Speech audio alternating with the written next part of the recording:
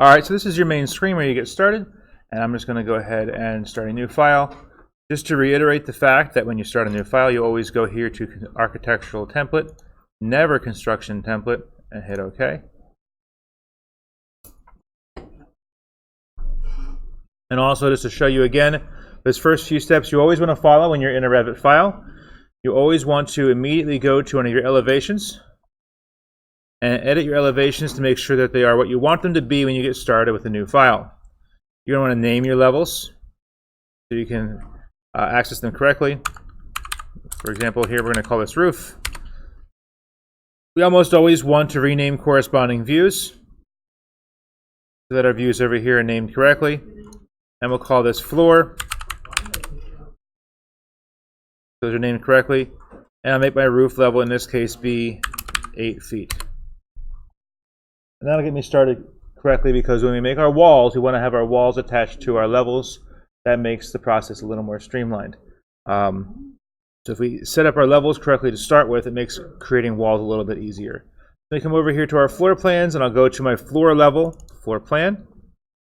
And as was mentioned yesterday, this space within these 4 cameras here is quite large.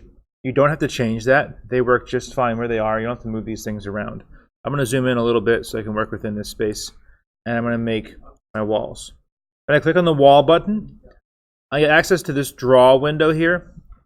I can draw my walls using any type of lines that you would expect to see in something like Inventor. I can use lines, rectangles, polygons, circles, arcs, pretty much anything you'd expect to see. I'm going to use a rectangle to keep this simple. And before I draw, I'm going to come over here to my properties window here.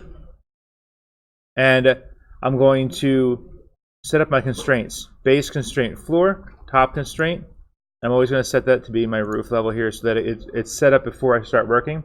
It's nice to have my walls working the way I want them to before I draw them.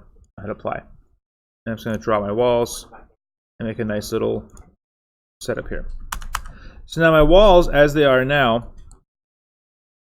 are a basic generic 8-inch thick wall. This is made out of stuff. It's not made out of anything. If I click this drop down, I get a series of walls that are pre-built into the project. And these, for the most part, are commercial walls. The kinds of walls you'd find in a building like this one.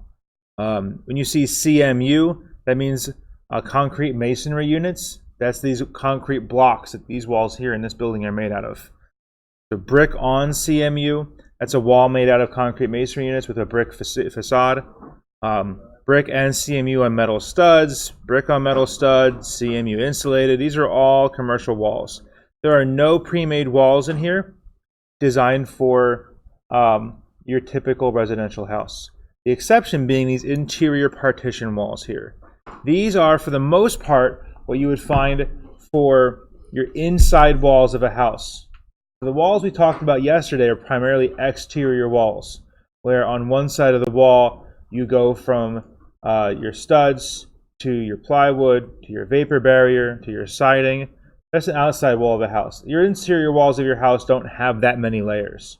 It's typically just your studs, and on both sides you have wallboard. Wallboard has lots of names. We call it sheetrock, we call it wallboard, we call it all kinds of different things. The official technical term for it is gypsum wallboard. It's made out of gypsum. It's made out of actual crushed up rocks.